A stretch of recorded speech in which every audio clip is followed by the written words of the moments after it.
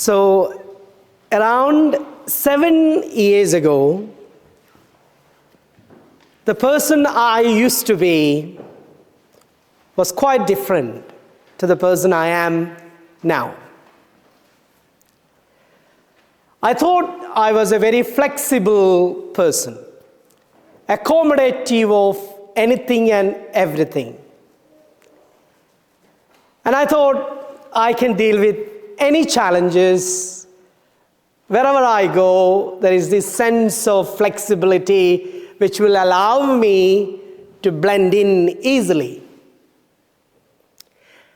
And then one of the things I struggled is that I was a yes person. I say yes to everything. And people liked me because of that. Ask Bonnie, he will do it. Yes person. So and maybe to the point that even if I get burned out, I will still say yes to many things.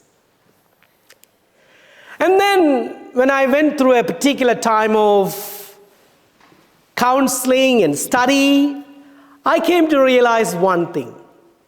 The reason I say yes to everything and ready to help is not my strength. It actually comes out of a weakness, a very painful weakness of wanting to be needed and wanting the attention. And listening to that, somebody sitting in front of me and telling that, Bonnie, the reason you say yes to everything and the reason you struggle to stand up for yourself, the reason that you can't say no is that when you say no, you see people's face go sad, upset. And fundamentally, my personality thrives on people's attention. He's good. He said yes to everything. I can call him in the middle of the night. Oh, and when I say yes to you, and I get the attention I needed, the acceptance I needed. And it also partly because of my position in the family as a middle child. Not much acceptance or attention given. So I was quite attractive to get that from others. And maybe I am so flexible and adaptable because as a middle child, you get used to all the rejection. So you become quite flexible and adaptable. And then when I realize my salvation is to come closer to myself, understand myself. And one of the ways I have to do is I have to become quite assertive in who I am. I have to actually say yes, and I have to actually say no. I have to verbalize my own need and say, sorry, I can't help you. Yes, I will help you. I have to become free inside of me. And it started only 7 years ago that I started to get to know myself a bit more. And sometimes in our life, a lot of the things we do, like looking at myself, I thought I was being the best priest at that time. It's because I said yes to everything to the point I got burned out. And guess what? The Lord was not able to work through me because I was not doing God's work. I was doing my work. Like I was so obsessed with ministry, people. I want to do that and this and that. I was so obsessed with people's attention. I was afraid of saying no because I was afraid of being rejected. And I believe God didn't work through me, but I just worked through myself. The call of a prophet, irrespective of what is happening around that prophet, is to bring the message of God categorically and convincingly. That is the role of a prophet. Irrespective of what is happening in his life. Maybe his personal life is upside down. Emotional life is all turbulent. Physical life is quite weak. But irrespective of all that, a prophet who is very true to his calling is in tune with God, wanting to bring the message. We have three prophets this Sunday's reading: Ezekiel, Paul, and Jesus. Ezekiel was preaching in the very difficult time of Israel. Israel was in Babylon exile, almost 15 years. They are not in their own land. They are in exile. They lost hope with God. They rebelled against God. They started to worship other gods. And in this difficult time, Ezekiel had to bring this message of punishment and wrath. Imagine like the old Christian brothers and sisters and nuns and redemptorist preachers who come and preach the wrath of God. Ezekiel had to do it. And in a time where everyone is hopeless, and then there is a prophet who is preaching to us a difficult message. Why can't you just soothe us with beautiful message? Then Paul, a short guy, very good in writing, but he is not good in preaching. So people didn't like him. And Paul was all about Gentiles. Okay, Jewish Christians, great. I like to go to the Gentiles. Can I preach elsewhere? So there was an opposition to Paul. And obviously Jesus, as we read in the gospel today, hey, he's a carpenter. How can he preach to us? So all these three people, irrespective of what is happening around them, irrespective of what is beneficial to them, they have to be prophets.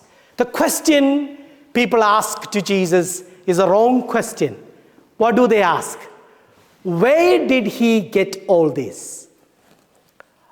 That is a question of prejudice, isn't it? Where did he get all this? I reckon the question should be, if it is an open question, they will ask, when did this happen to Jesus? That means anyone can be a prophet, anyone can have a message of God, anyone can be a servant of God.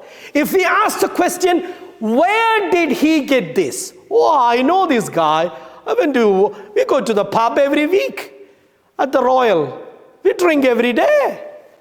Oh my goodness, he had a conversion. He's a preacher now. Where did he get this? I know his mom. I know his dad. But if they ask the question, when did he get this? What happened to him? So Jesus very cleverly stay close to the reality. Now the prophet, if he wants to be a prophet, irrespective of what is happening around us, we have to become so close to the truth. Now, if I can have a few more minutes, I will help you. Let me explain to you what helps me in my personal life. So ever since I started to become quite assertive and started to become saying no, I started to have enemies.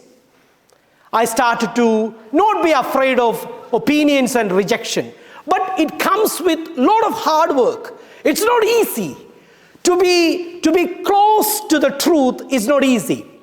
So every time things go against me, when I become so obsessed with whether they like me or not, or public opinion, I ask this question: what is happening to me? Now in my own sort of understanding, I call it staying close to the reality. So the question we ask when we go through misunderstanding, misconception, we ask, what is happening to me? What is important about that question? It's not what happened, why it happened. It's not about the past. It's not about the future. But it is now, what is happening to me? Now the next question, where is the truth here? If the truth is this, how far am I from the truth? How much can I get to the truth? And that is exactly what Jesus is doing. He said, these people, they are misjudging me. I'm a prophet from God. They don't have the faith. Prophets are not accepted in his home country. So what is he doing? He's staying close to the reality. What is happening to me? What is the truth here? And embracing the truth.